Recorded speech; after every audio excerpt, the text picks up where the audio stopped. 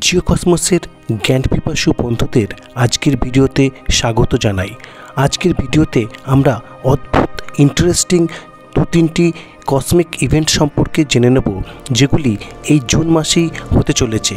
প্রথম যে ইভেন্ট সেটি হচ্ছে প্যারেড অফ প্ল্যানেটস। হ্যাঁ, ঠিকই, যেমন সোলজারদের প্যারেড হয় সেরকম প্ল্যানেটসদের প্যারেড। এটি কি সেই সম্পর্কে জেনে নেব। নেক্সট যেটা জানবো সেটা হচ্ছে স্ট্রবেরি মুন কি এবং এটি কখন দেখা যাবে এই জুন মাস। এবং নেক্সট সেটি হচ্ছে এই জুন মাসের এমন কোন দিন যেদিন সবচেয়ে বেশি হবে দিনের পরিমাণ বা স্থায়িত্ব। তো চলুন এই তিনটি বিষয় আজকের ভিডিওতে আমরা জেনে নিই। তো আপনারা দেখছেন জুন মাসের প্রথম সপ্তাহে, বিশেষ করে 3 জুন 2024 পূর্ব আকাশে ভোরবেলা সূর্য ওঠার আগে যদি আমরা তাকাই, অদ্ভুত দৃশ্য দেখতে পাব। সেখানে আমরা 6টি গ্রহ একেবারে লাইন দিয়ে দেখতে পাব: Jupiter, Mercury, Uranus, Mars, Neptune এবং স্যাটার্ন। এবং এই গ্রহগুলির মধ্যে 3টি গ্রহকে আমরা খালি চোখেই দেখতে পাব এবং বাকি গ্রহ দেখার জন্য আমাদের টেলিস্কোপের সাহায্য নিতে হতে পারে। এর মধ্যে 3 জুন সবচেয়ে ইম্পর্টেন্ট ডেট, কারণ এই দিনে আমরা 6টি গ্রহর পাশাপাশি ক্রেসেন্ট মুন সেটিকেও কিন্তু লক্ষ্য করতে পারবো। এবং খালি চোখে যে 3টি গ্রহ আমরা দেখতে পাবো সেগুলি হলো স্যাটার্ন, মার্স এবং মার্কারি, অর্থাৎ শনি গ্রহ, মঙ্গল গ্রহ এবং বুধ গ্রহ। এবং প্রথম কয়েকদিন এ মাসের প্রথম দিকে জুপিটারকে স্পট করা কিছুটা কষ্টকর, এবং এর পাশাপাশি এই জুন মাসে দেখতে পাওয়া যাবে এবং প্রথম সপ্তাহে দেখতে পাওয়া যাবে কনজাংশনসের মতো ইম্পর্টেন্ট ঘটনা। তো কনজাংশন কি? কনজাংশন হচ্ছে যে কোনো দুটি কসমিক অবজেক্ট, এক্ষেত্রে দুটি প্ল্যানেট যখন তারা আমাদের আর্থের দিক থেকে দেখতে গেলে খুব কাছে লক্ষ্য করতে পারি আকাশে, সেই ঘটনাটাকে বলে কনজাংশন। বাস্তবে তারা কিন্তু কাছে আসে না, আমাদের দেখার পরিপ্রেক্ষিত অনুযায়ী তাদেরকে মনে হয় খুবই কাছে চলে এসছে। এই ঘটনাকে বলা হয় কনজাংশন।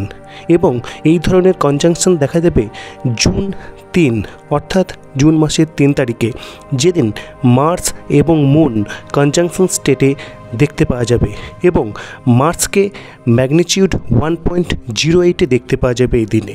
এখানে বলে রাখা ভালো, ম্যাগনিটিউড যত কম হবে তত আমাদের কাছে সেটি দৃষ্টিগোচর বেশি হবে, অর্থাৎ ব্রাইটনেস বেশি হবে।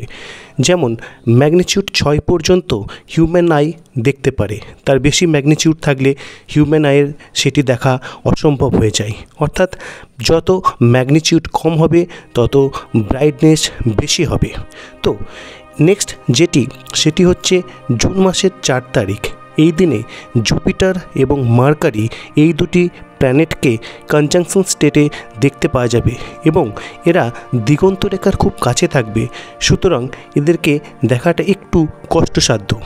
এর পাশাপাশি চলে আসছি আরেকটি ইম্পর্টেন্ট কথা, এটি দেখতে গেলে আমাদের পূর্ব আকাশের দিকে মোটামুটি 3টে থেকে 5টা এই ভোরবেলার সময়ে আমাদের লক্ষ্য রাখতে হবে এবং আকাশ থাকতে হবে বেশ পরিষ্কার, এবং বাইনোকুলার বা টেলিস্কোপ থাকলে আরও ভালো হয়। নেক্সট ইন্টারেস্টিং ইভেন্ট সেটি হচ্ছে স্ট্রবেরি মুন। এই স্ট্রবেরি মুন হচ্ছে জুন মাসের ফুল মুন, অর্থাৎ পূর্ণিমা।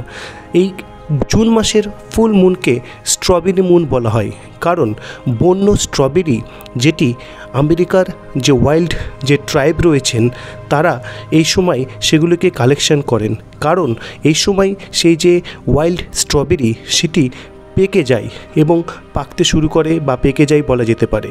তো এই জন্য এই জুন মাসের যে ফুল মুন বা পূর্ণিমা, এই চাঁদকে বলা হয় স্ট্রবেরি মুন।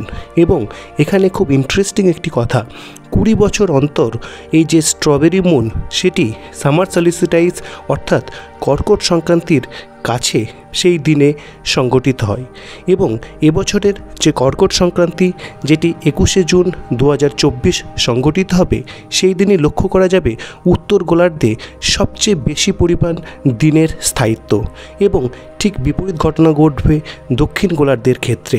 তো এই তিনটি ইন্টারেস্টিং ইভেন্ট আপনাদের জানানোর পাশাপাশি জানিয়ে রাখি, এবারের যে গ্র্যান্ড যে প্যারেড আমরা দেখতে পাচ্ছি না, গ্র্যান্ড প্যারেড অফ প্ল্যানেটস দেখতে পাচ্ছি না, সেটি কিন্তু ফেব্রুয়ারি 28, 2025 দেখা যাবে। তার কারণ এবারে আমরা সব প্ল্যানেট দেখতে পাচ্ছি না, একমাত্র ভেনাসকেই কিন্তু দেখতে পাচ্ছি না। কিন্তু ফেব্রুয়ারি মাসের 28 তারিখ আমরা আমাদের পৃথিবী থেকে ভেনাস সহ বাকি 7টি প্ল্যানেটকেই দেখতে পাবো। তাই সেই কসমিক ইভেন্টকে বলা হবে গ্র্যান্ড প্যারেড অফ প্ল্যানেটস। এক্ষেত্রে লাস্ট একটি কথা আমাদের জেনে রাখা ভালো, আমাদের যদিও মনে হচ্ছে যে এগুলি খুব কাছে এবং একই লাইন বরাবর অবস্থান করছে, বাস্তবে কিন্তু এরা খুব কাছে চলে আসে না। সমস্তটাই আমাদের ভিজুয়াল পারসেপশনস, অর্থাৎ আর্থ থেকে আমরা কীরকম দেখছি সেটাকে মনে করা হচ্ছে। তো এই তিনটি ইভেন্ট সম্পর্কে আমরা আজকের ভিডিওতে আপনাদের শেয়ার করলাম। আশা করছি ভালো লেগেছে। ধন্যবাদ, সাথে থাকবেন।